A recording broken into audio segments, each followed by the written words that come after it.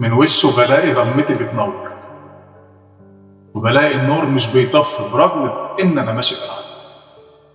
هو الصخرة اللي عليها انا بسند، هو المرشد اللي لما بتوه بيدلني على السكة الصح. وما تكون سكتي مقطوعة ما فيهاش بني ادم، بيكون هو البوصلة اللي بتوجهني لحد ما اوصل شط البر. هو المدفع اللي بيقتل لو حد قصد يضربني من عمري. هو اللي انا من غير واحد تايه من طول المشوار.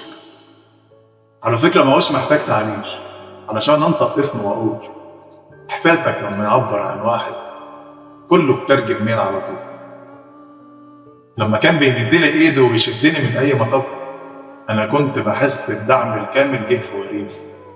كنت بحس القوة في جسمي واصلة من اول لاخر عين. كان ظهري بيبقى حديد خرسان ما اساسا عود اتبنى من عود. كان هو القطر اللي بيوصلني لاي محطة انا بحلم. وشهادة لله ما كانش بيسيبني الا لما اوصل للي انا عاوزه، وكان استاذ في الموضوع. تعرف الحلو اللي بشوفه في الاحلام، والحب اللي بشوفه في الافلام، والعين العاشقه لكل جمال، واجمل احساس ممكن يتقال واجمل احساس يجي في البال هو احسن منهم بمسافه طويله وتزيد عن كل اللي اتقال.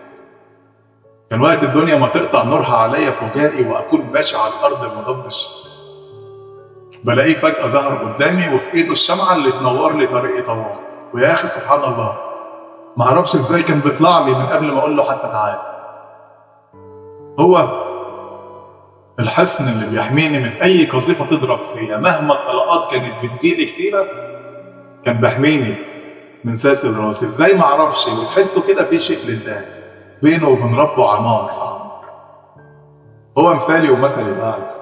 انا نفسي اقول اسمح لي من الورده اديك مليون، اسمح لي اقول لك اني بحبك طول العمر لحد العمر ما بيا. بايديك اليسرى بتمسح دمعي، وبايدك اليمنى بتشجعني اعبر اي طريق مهدود. برسم لك لوحه من التقدير ببعتها لك من جوايا، بكتب لك قصه من التعبير تعجز عن وصفك يا دوايا، يا مناي، يا آية ما فيهاش ولا غلطة في حاجة. اللي كنت المتواضع بزيادة، انت الجبل اللي ما يهزه الريح مهما الريح كان يجي بالعالي. طب تعرف معروف ان الاسد الاقوى، ومعروف انه ملك الغابة، بس الاسد ان ساب الغابة تسيبه القوة. واللي بيطلع من كاره الغير بيصطاد، بس اللي كلامي كله عليه عادي جدا يطلع من كاره، ولا يمكن مخلوق يصطاد. من غيره القوة تكون معدومة، من غيره الغابة تكون مردومة، بوجود الدنيا تعود مولودة. هو أقوى من ملك الغابة وضمان الجودة، والجودة بغيره تكون فلسه ملهاش ختم، وبإيه الجودة تكون مختومة.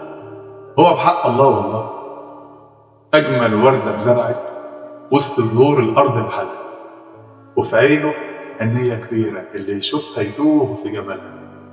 وجماله أقوى من ريحة العطر، وريحته تشفي التعبان من شدة ما مفيش منها.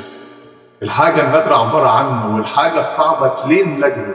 بشروق الدنيا تنور وكأنها صاحية من النوم، بغروبه الضلمة تزيد، وأول ما يعود الضلمة تروح.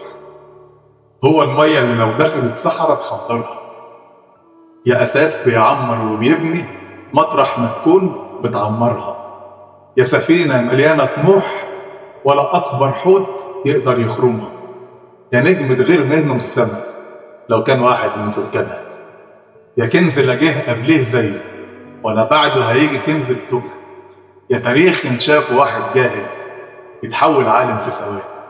وحنانك كان أسطورة كبيرة، لو شافها القاسي فهيحن، لو شافها المجنون فهيعمل، لو شافها الأعمى فهيشوف. يا كل خيوط مليانة بجمال بالجملة مش بالألطاف.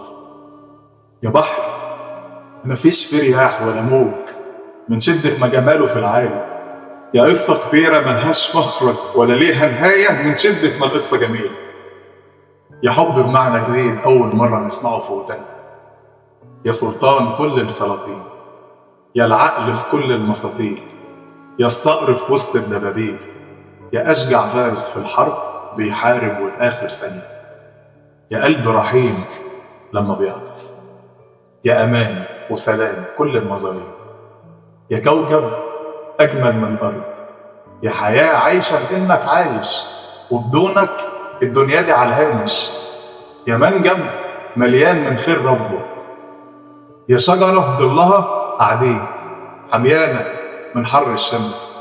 من خيرها بناكل وبنشرب من يومها ولحد دلوقتي.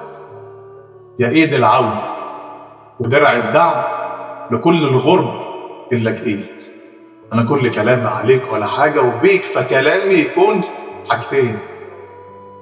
انا عشت الماضي وياك زي السلطان في القصر بتاعه، وان قارنت ماضية معاك بحاضر دلوقتي فماضية معاك يكسب بكفاءة.